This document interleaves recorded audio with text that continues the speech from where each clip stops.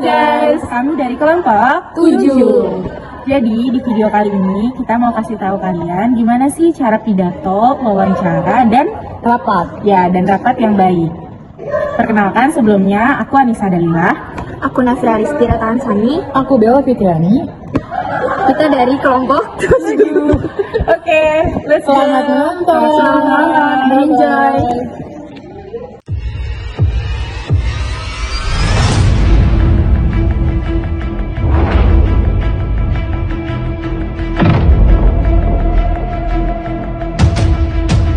Assalamualaikum warahmatullahi wabarakatuh. Di video ini saya akan menjelaskan secara singkat mengenai penjelasan rapat dan juga apa sih tujuan rapat.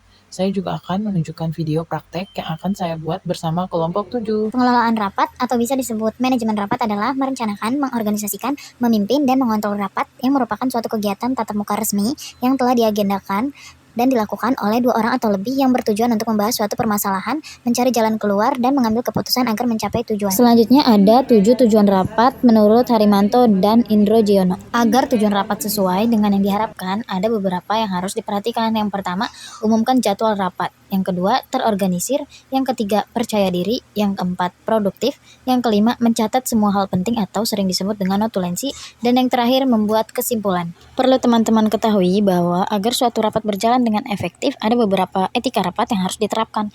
Yang pertama, mendengarkan. Yang kedua, fokus. Dan yang terakhir, tidak memotong pembicaraan orang lain. 3 hal tersebut harus kita perhatikan agar suatu rapat bisa berjalan dengan efektif. Sekian dan terima kasih penjelasan dari kelompok kami mengenai rapat. Selanjutnya kita akan menyaksikan video rapat yang akan dibawakan oleh kelompok 7. Happy watching!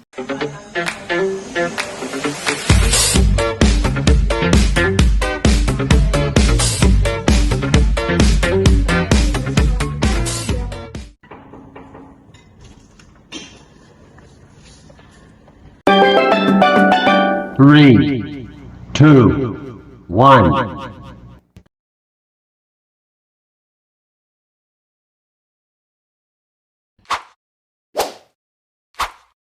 Selamat pagi, terima kasih atas kehadirannya pada rapat kali ini. Saya sangat berterima kasih karena semua dapat hadir pada rapat kali ini.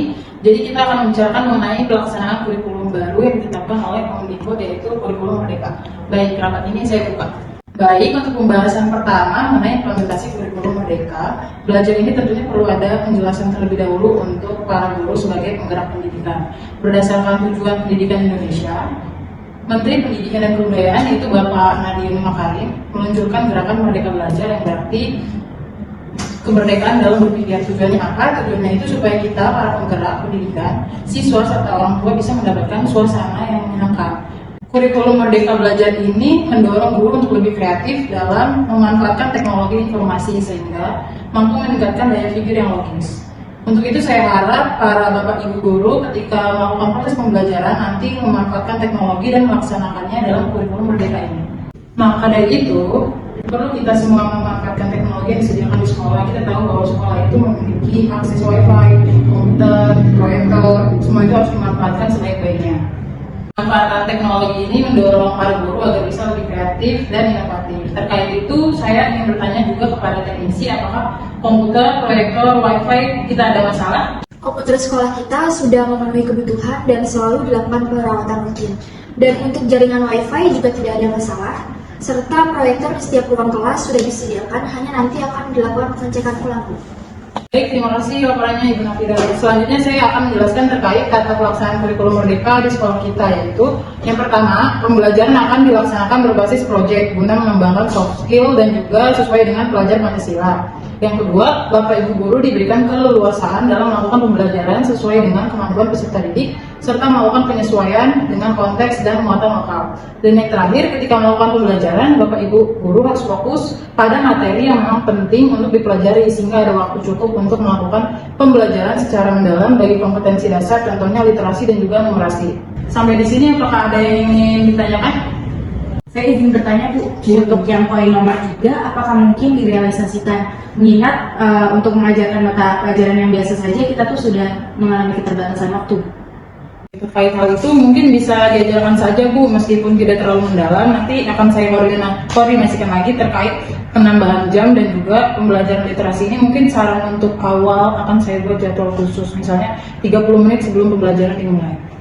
Baik, saya lanjutkan ya. Jadi untuk penerapan pembelajaran dalam kurikulum Merdeka ini adalah pembelajaran yang berpusat dan pada peserta didik. Ada beberapa aspek penilaian dalam pembelajaran. Yang pertama itu perumusan tujuan penilaian dengan memperhatikan keselarasan tujuan pembelajaran. Yang kedua, pemilihan atau pengembangan instrumen penilaian yang dilakukan oleh Bapak Ibu guru sekalian dengan mempertimbangkan karakteristik kebutuhan peserta didik. Yang ketiga, pelaksanaan penilaian dapat dilakukan sebelum, pada saat, atau setelah pembelajaran. Yang keempat, pengelolaan hasil penilaian dapat dilakukan dengan menganalisis secara kuantitatif ataupun kualitatif terhadap hasil pelaksanaan penilaian berupa angka maupun deskripsi. Sampai di sini apakah ada yang ingin bertanya terkait prosedur penilaian ini? Saya izin bertanya Bu, untuk terkait penilaian, apakah maksudnya dilakukan pretest sebelum guru menerangkan materi dan juga post-test setelah guru menerangkan materi atau bagaimana Bu? Baik, mungkin terkait hal itu bisa seperti itu, tapi nanti dikembalikan lagi kepada Bapak Ibu guru, disesuaikan dengan karakteristik setiap siswanya aja. Jadi Bapak Ibu guru itu perlu melakukan pendekatan kepada para siswa dan siswi supaya kita dapat mencapai tujuan pembelajaran. Baik, terima kasih jawabannya Bu.